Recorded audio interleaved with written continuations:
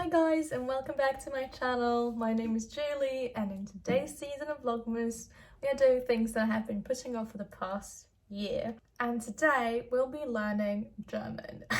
Also in this video I'm going to share with you some of my tips and tricks that I use to learn new vocabulary and just in general acquire myself to the new language.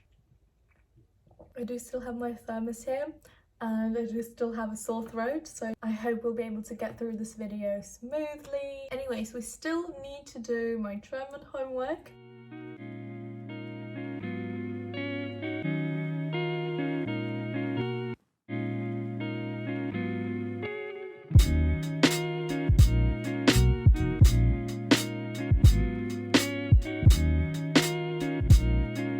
Now let's talk about how to actually learn new vocabulary and implement it into your speech. I know what I'm talking about because I have learned English and I have been studying German for some time. I also know a bit of Polish. I am an English teacher. First thing you need to do is you need to find the vocabulary that you're going to learn. Where do you get this vocabulary from, right? You can either be watching some TV series or videos on YouTube, reading a book, speaking to a native person, but you don't just learn all the words that come your way. You need to find some words that are constantly recurring in someone's speech or video or book or whatever, and you can't understand their meaning out of the context, like just totally blank, right? So you have to look for the words that you don't understand but they're like always around you, and these are the words that you need to learn.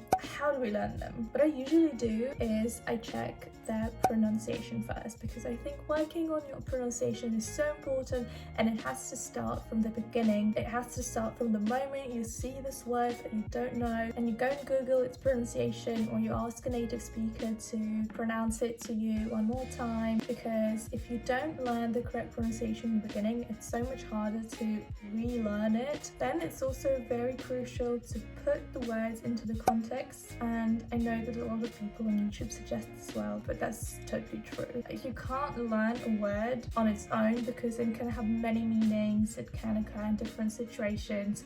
So it's very important to not only list the words that you don't know, but also make up sentences, or if you can't make them up, Google Context Reverser is a very good translator online, and you can just take the examples from there. But I suggest you make up your own sentences, because then I think it'll be easier for you to remember. The next thing that I'm gonna say is a little bit controversial. I've heard lots of people give this tip. They say that it's a good idea to watch something with subtitles, but I don't agree with that. Why is that, you might ask me? Well, we're all humans and we cannot, maybe this is going to be a surprise, but we cannot physically do two things at a time. Whenever we're eating and watching something, our brain focuses on what we see, because 60% or maybe even more, I'm not exactly sure, of our population are visual learners, so our eyes are the dominant perspective. So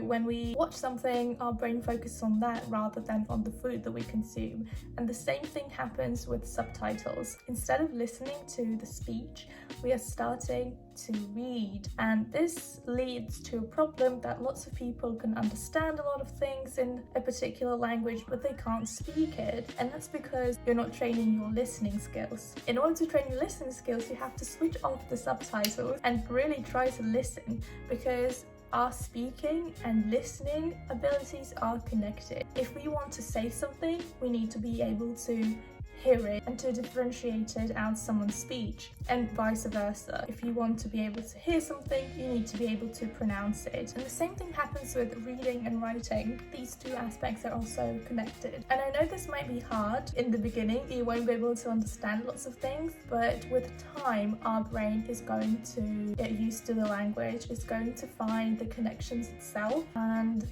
you are going to see the results. And the earlier you start doing this, the easier it's gonna get, because our brain develops until we're 25, and up until 25 we're able to absorb all kind of different information, and our brain is going to be able to fully take all the advantages of that information. Then the practice kicks in, and the way I practice is I use different apps For instance, Quizlet, I really like that it has many different functions and you can just like put the word and the definition onto the cards and I flip through them on the go, and I think it's very convenient. Also, when it comes to writing the words and the definitions, I do suggest that you write the definition in the language that you're learning, but just using other words. It's also going to be more productive rather than translating into your own language. This is going to make your life easier in the long run, because a lot of people struggle with speaking as well because they're translating words in their head before actually saying something. But if you don't know the translation but you just know the meaning of the word, your brain is not going to be looking for the definition in your native language and, you know, trying to find these connections before speaking. It's just going to give you this word that you need. And the final thing that I also really like to use is creating an environment around yourself of this language. So all of the aspects that we've been talking about, like listening, speaking, reading, writing, is implemented into your regular life. How do you do that? If you are not able to travel to this country, create the surrounding in your flat. What you can do is listen a lot, like constantly, to podcasts or videos without subtitles, right? Remember this. And you don't have to be understanding everything. Also remember this. Put lots of stickers around your flat in the places where you usually go to. For instance, in the bathroom, you can put stickers of different words on the wall, and while you brush your teeth, you'll be automatically looking at the words and repeating them. When it comes to reading, you can pick a book, start reading it, but also a very important tip, how to pick a book that you actually need right now at your level, is you open this book at a random page, and if you don't understand less than 5 words on this page, then this book is for you. If you don't understand more than 5 words, then it's definitely too difficult. But if you like understand everything, obviously it might be a bit too easy. So go for a book that has like 4 to 5 unknown words on a page. And obviously for speaking, you just have to speak. This is the only way you can actually practice. And if you're going to ask me, who do I speak to? It's a very easy answer. You can just speak to yourself or to your pets. You know, be a little cuckoo. Go around the house, speak to yourself, tell yourself what you are up to. I don't know, try to implement the new words that you've been learning into your speech. If you don't want to speak to yourself or you want to add some extra practice, there is an app that's called italki, and I think you are able to find people all over the world to practice different languages with. I definitely recommend you try this app out. And that's it from me for today, guys. Thank you so much for watching this video. I hope you learned something new. I'll see you tomorrow, guys. Bye. Thank